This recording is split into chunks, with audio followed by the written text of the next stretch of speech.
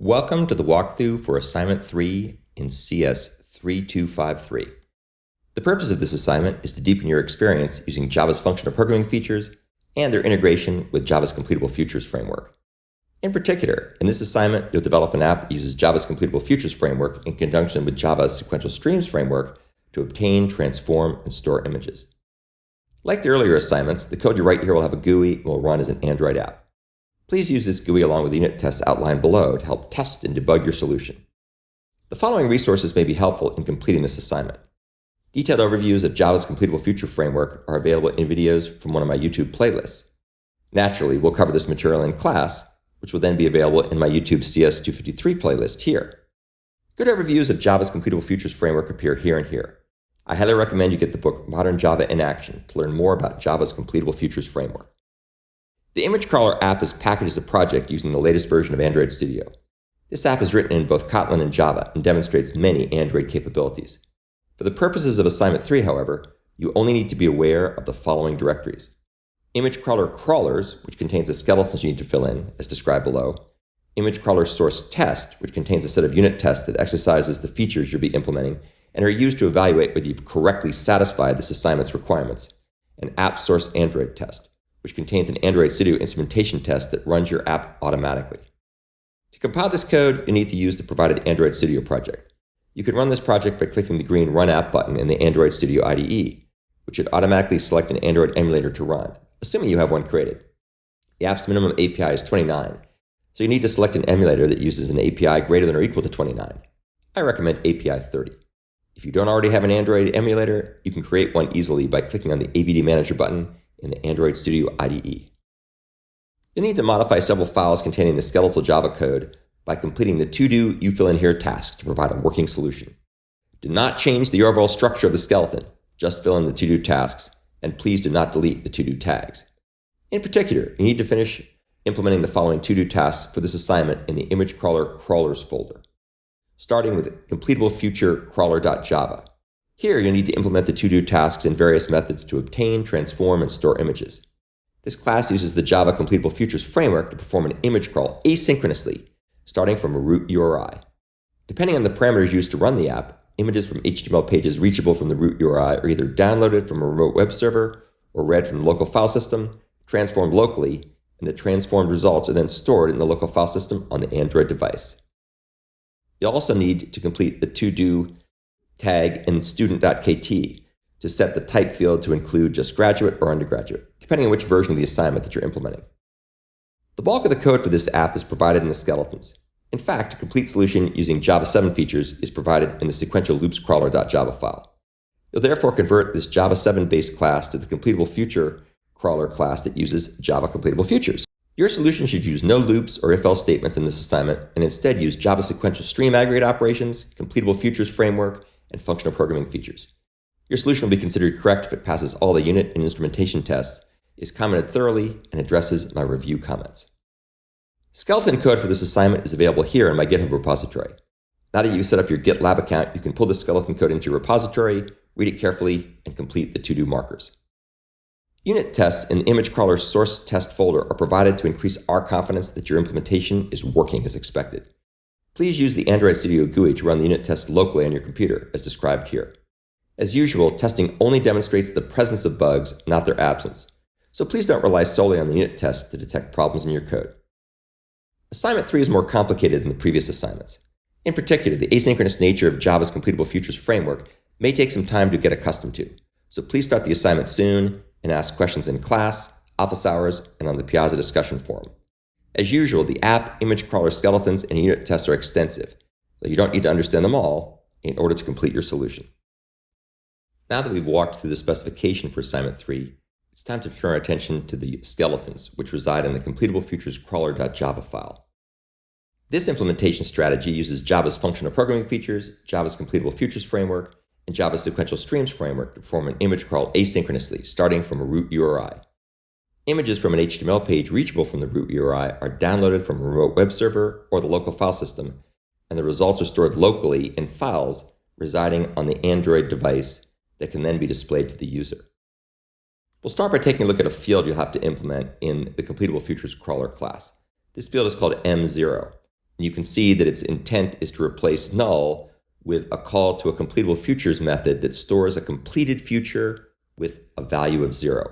And we'll see how this gets used in one of the methods we'll be defining shortly. Speaking of methods, we'll start by taking a look at perform crawl, which performs the web crawl. It takes the page URI that's being crawled at this point, as well as the current depth of the recursive processing, and returns the number of images that have been downloaded, transformed, and stored. Just add that, transformed and stored. What this does is it has some code that performs the crawl asynchronously by calling the crawl page async method down here. It'll then wait until all the processing is done, and it'll return the result, which is the count of the number of images that were downloaded, transformed, and stored. This is the only method in the entire class that should call the join synchronizing point method or synchronization barrier method. And there should be no calls to get at all. So we'll use a little barrier synchronizer called join here to do the work to wait for everything, but that's the one and only place where join gets used. So as always, replace 0 with your solution. This method, perform crawl, will crawl this method called crawl page async, which will asynchronously initiate a web crawl by using Java's Completable Futures framework in order to download, transform, and store images on this page. And it'll also be used to crawl other hyperlinks that are accessible from this page. And we'll see how that works here in just a second. As before, this takes the URL that we're crawling at this point, as well as the current depth of the recursive processing, and it returns a completable future to the number of images that have been downloaded, transformed, and stored. Keep leaving out transformed. So let's take a look at how crawl page async works. It takes the page URI and the depth, and inside you'll have a Java sequential stream using a familiar idiom we've used before in the sequential streams crawler and the parallel streams crawler, where you'll create and use a Java sequential stream that uses a factory method to create a one-element stream containing just the page URI. You'll then use an intermediate operation to filter out the page URI if it exceeds the max depth or was already visited. And then it'll use an intermediate operation to call the method crawl page helper and return the total number of processed images. Finally, this will use a terminal operation that will get the total number of processed images from the one-element stream. And that should be familiar to you if you take a look at your other code. Keep in mind the main difference here is that you'll have to return M0, which is that field we defined above, as opposed to the value 0, because this method expects to return a completable future to an integer, not an integer directly. So you replace return null with your solution here. The next method, which of course is called from crawl page async, is the crawl page helper method. And this will do really the workhorse structure of the whole program by asynchronously performing the web crawl using several local completable future objects in order to download, transform, and store the image on this page, and also crawl other hyperlinks accessible via this page. And everything will be done asynchronously. Here again, we take the page URI and the depth as the parameters, and we return a completable future to integer. Inside of this method, we don't actually use a stream. Instead, we have calls to completable futures methods, where you'll first get a completable future to the page, HTML page that's associated with the page URI, which of course will be downloaded asynchronously, and you'll see that method here shortly because you have to implement that.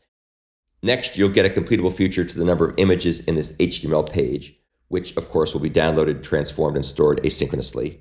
And then in parallel to step 2, you'll also get a completable future to the number of images that are linked from this HTML page, which then will be recursively downloaded, transformed, and stored in a interesting way asynchronously. And this will be asynchronously and also recursively for reasons that you'll see here in just a minute. And then finally, you'll get a completable future to the number of images linked from this page, which have been downloaded, transformed, and stored asynchronously. And that's going to basically do a combination or a joining together of the results from steps 2 and step 3. So this is some really cool code. It demonstrates the concept of essentially forking and processing and then joining, all done in various kinds of asynchronous ways and synchronous ways using completable futures. Let's now go ahead and take a look at some of these helper methods. This method is called getPageAsync, and what it's going to do is it's going to load the HTML page at the page URI asynchronously and return a completable future to that page. And this method should use a completable future factory method, one of the ones from completable future, and a method also defined by the mWebPageCrawler field. You'll have to go look and find where mWebPageCrawler is defined, but it's got a method that you can use to actually do the download. And this will have to go running asynchronously by using one of the factory methods we've talked about in the videos. So you replace return null with your solution. The next method is called getImagesOnPageAsync, and this is that part step 2 above, where we're going to asynchronously download, transform, and store all the images in the page that's associated with the page future after it's triggered. In other words, after the page finishes downloading asynchronously. So what getImagesOnPageAsync does is it takes the page future and it returns a completable future to an integer that contains the number of images processed on this page. And this method should call the getImagesOnPage and processImage methods, which are defined below, via a fluent chain of asynchronous completion stage methods. And I'll let you kind of puzzle out what those asynchronous completion stage methods should be, but they're really, really super cool. So that's where you put your code. The next method you have to write is arguably the most complicated one. It's called crawl hyperlinks on page async. And what it's going to do is it will asynchronously obtain a completable future to the number of images processed on pages linked from this page. And it's going to take a page future to a web page that's being downloaded asynchronously and a depth. And what it's going to do is it's going to return a completable future to an integer containing the number of images processed on pages linked from this page. And this particular method should use a completion stage method to call the crawl hyperlinks on page helper method asynchronously. We'll take a look at crawl hyperlinks on page in a moment. And actually, I take it back. That's the most complicated method, crawl hyperlinks on page. This is just the one that arranges to run this using a completion stage method after the page future is going to be triggered when it's done downloading the page. So let's come down here and we'll take a look at crawl hyperlinks on page momentarily. But first, let's take a look at combine results. Combine the results is the fourth stage that we had in the earlier method, and it combines the results of two completable future parameters. And as you can see here, the first parameter is called images on page future and images on page links future. So those are the two methods, those are the two completable futures that are returned from the getImagesOnPageAsync method and the crawl hyperlinks on page async method, respectively, through the various chains that take place here. And so this is going to return a completable future that synchronously combines and sums the results of two future parameters after they complete asynchronously. And the reason that we do the addition and the summing synchronously is because it's just adding two numbers together. So there's no reason to do that in a background thread. So we're waiting for the completion of two completable futures who are running asynchronously. And once they have completed, we then combine them and sum them using the method that you'll call here. It's actually pretty straightforward, but you have to go back and look at the example videos and look at the things that describe completion stage methods to learn how to do that. Now let's go ahead and take a look at crawl hyperlinks on page. As you can see, it takes a page, which by this point has completed its asynchronous download, and a depth. And what it's going to do, it's a really cool method. It's going to return a completable future to an integer that counts the number of hyperlinks that are accessible from the page that's passed in as the parameter, this guy up here. This method should consist of a Java sequential stream to give the structure and the flow containing aggregate operations like map, collect, and reduce, as well as calls to several completable future-related methods such as then apply, as well as the futures collector intStream.toFuture method, as well as other helper methods such as get page elements as strings and perform crawl async. So this is going to take a little thinking to figure out how to do this. This is not an easy method, and you're going to have to spend some time thinking about it. But one of the things to remember here is that we're going to end up doing a recursive call back to the perform crawl method. So we'll be recursively calling perform crawl for the various URIs that we're getting as we go through essentially the stream of URIs that are reachable from this page. Here's the process images method. This is used to download, store, and transform images provided by a list of URLs. As you can see here, we take a list of URLs, And what this method will do is it's going to return a completable future that will contain the integer count of the number of images that were downloaded, stored, and transformed from the list of URLs.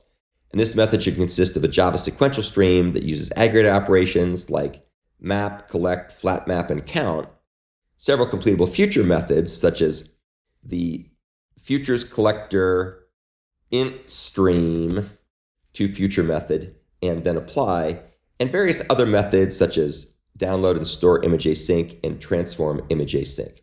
So this is also going to take you a little bit of doing to figure out how to do this, but it's super cool and it demonstrates how you can combine sequential streams with calls to completable future methods. Down here we see a method called transform image async that you have to write. And what this basically does is it's going to process the image future once it completes by applying all the transforms to it. So after the completable future is triggered, once the download completes, then the actual processing will take place. And I probably should make this clear that it's a completable future, not just a good old future. Whenever I say future here, I really mean completable future because the Java futures framework is pretty hapless and hopeless, but completable futures is super cool. So transform image async takes this image future and it returns a stream of completable future to integer objects that will indicate either success, which is the value of 1, or failure, which is the value of 0, of the images that are processed by converting the transforms in the mTransform field into a sequential stream. And this method should contain various completable future methods like then apply async, stream aggregate operations like map, and a helper method such as transform image. And we'll take a look at that here. Here's the transform image method. And this, of course, is what you have to fill in here for transform image async, which is what's using various completable future methods, completion stage methods. And then finally, we're going to see transform image, and you can see transform image is going to create and use a Java sequential stream. And this should look very familiar. You use a factor method to create a one-element stream containing just the transform that's passed in. Use an intermediate operation to try to create a new cache item for the image, filtering out the image if it's already been cached locally. You'll then use an intermediate operation to transform the image to the original image, transform the original image to produce a new transformed image, filter out any null transformed images and return a stream of filtered images, and then you'll finally count the number of non-null images that have been transformed. And so that's essentially what you'll be doing here, and that will be the end of this implementation. Now, I think you'll agree that there's a lot of steps going on here, and a lot of this stuff is done asynchronously, so it's going to take you a while to get your head around this. So, as always, please start early and make sure you ask plenty of questions. Now that we've walked through the specification and the skeletons for assignment 3, let's go ahead and run the unit tests. As usual, we come over here and click on Run Tests in EDU, which will start compiling and instantiating all the tests. As usual, make sure that you've got all your solutions from the previous programming assignments, the ones relating to sequential streams and parallel streams, all working. And what you should see here, if all goes well, is you should pass all the tests. Of course, my implementation passes all the tests, no surprise there. But if any of the tests fail, you'll get an indication of why they fail, and then you can go ahead and come to office hours or post questions on Piazza to try to figure out what's gone wrong. Keep in mind, these implementations are more tricky than the ones you've done in the previous assignments for assignment 1 and assignment 2. So make sure that you really take it seriously and look carefully and try to understand what's going on.